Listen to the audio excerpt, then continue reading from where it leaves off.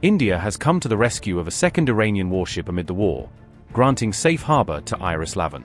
India has revealed that IRIS Lavan was allowed to dock, just days after news of sinking of IRIS Dena in the Indian Ocean came out. The Iranian warship's 183-member crew are being accommodated at India's Kochi naval facilities, with officials framing it as a humanitarian step. This major move comes after the US torpedoed what Iran describes as an unarmed and unloaded warship, IRIS Dena, in the Indian Ocean. We are under attack, under invasion by Americans and Israelis. I had a brief meeting with Foreign Minister of India. Americans are exercising the practice of Nazi Germany when they attacked a ceremonial, unarmed and unloaded vessel. India has allowed an Iranian warship to dock at the port of Kochi after Tehran requested assistance, providing refuge at a time when Iran's navy has come under heavy US attack. Officials said on March 6 that the ship's 183-member crew are being accommodated at Indian naval facilities in Kochi as part of a humanitarian arrangement. The amphibious vessel IRIS Lavan was cleared to dock on March 4, the same day that Iran's frigate IRIS Dena was sunk in the Indian Ocean off Sri Lanka. Earlier, the Indian Navy launched a search and rescue operation after distress signal from IRIS Dena was relayed through Sri Lankan channels. India deployed 3 aircraft for the search and rescue mission on March 4, joining Sri Lankan forces in looking for survivors from the stricken ship. US forces sank IRIS Dena about 20 nautical miles off Sri Lanka's coast with a submarine torpedo strike, killing or leaving missing scores of sailors. Sri Lankan and Indian reporting has cited figures around 80 to 100 dead out of roughly 180 crew. Government sources said, and I quote, "Days before the IRIS Dena incident south of Sri Lanka, India was approached by Iran to take in the Iranian ship IRIS Lavan, which was also in the region for the International Fleet Review. This request was received on the 28th of February, 2026, indicating that a docking at Kochi was urgent as the vessel had developed technical issues. Approval was accorded for the docking on the 1st of March. IRIS Lavan has since docked at Kochi on the 4th of March. In this context, its crew of 183 are currently accommodated at naval facilities in Kochi." Unquote. In a parallel move, Sri Lanka's government allowed another Iranian warship, the auxiliary vessel IRIS Booshehr, to take shelter in its waters after the ship reported engine trouble. Sri Lankan authorities accommodated IRIS Booshehr's roughly 208-member crew at a naval camp near Colombo, describing the decision as a humanitarian responsibility. IRIS Booshehr, like IRIS Dena and IRIS Lavan, had previously taken part in India's International Fleet Review exercises, underscoring that all 3 vessels were in the region for ceremonial naval activity before the war escalated. On March 6, Iran's Deputy Foreign Minister Saeed Khatibzadeh compared the attack on IRIS Dena to the practices of Nazi Germany, arguing that the US had sunk an unarmed, unloaded vessel far from any immediate combat zone. I think the priority right now is for Iran to exercise the ultimate resistance against the aggressor. We are under attack, under invasion by Americans and Israelis, and they are trying to impose maximum damage to Iran. As we are speaking, my fellow citizens are under constant attack by carpet bombing, which is happening by Americans and Israelis. Tehran is under constant attack, and we have no option just to resist to the last bullet that we do have and to the last soldier that we do have.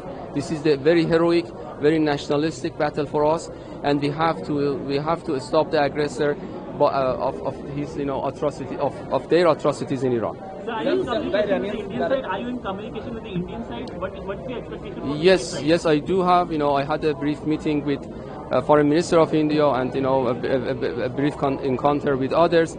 Here, what is important is everybody is supporting the international law, and we hope that we are not cherry-picking international law. Now international law is under attack as well as Iran. Unfortunately, principles of international law has been attacked, and we have to stand together against these atrocities.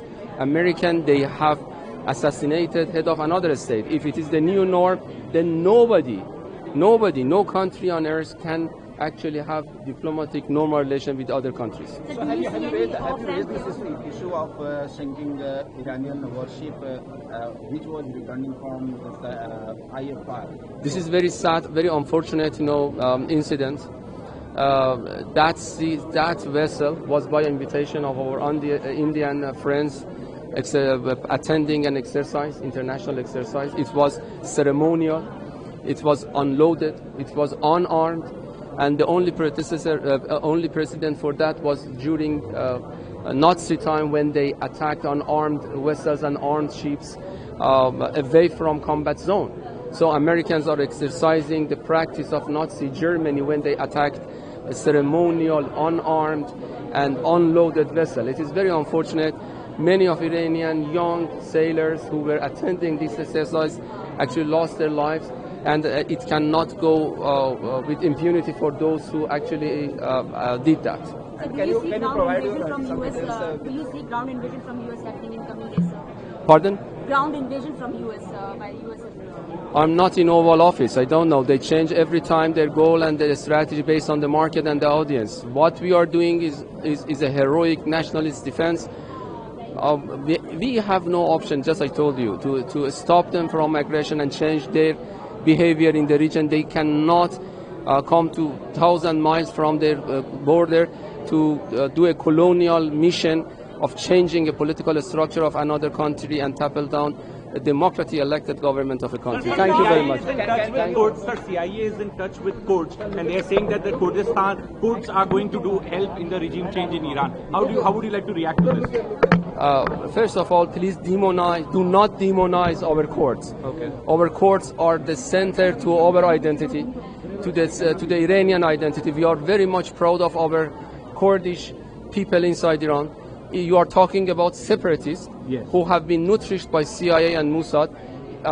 We are born to fight separatism. Iran has a very strong identity. Iran is the oldest living civilization on earth, and we know how to defend our identity. And I'm sure that the first front against those separatists are the courts, our courts. Sir, how do you look at Indian government's gesture, Foreign Secretary's gesture of signing the condolence book, sir? How do you look at this gesture? Thank you very much. Thank you. Thank you. Sir, how do you look at India's gesture? Sir, how do you look at India's gesture of signing the condolence Okay, book? last question. Do you see an off-ramp from this war?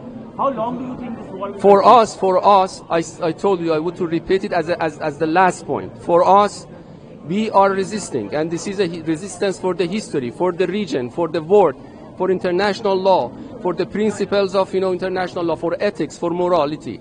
And we are going to resist, and this is for the record of the history. Iranians are sacrificing because rogue, reckless behavior is happening against Iran. This is what we are doing. For the other side, I don't know, you have to ask them, but I think the moment they stop the aggression, we are going to have a new dynamism in the region. Thank you very much.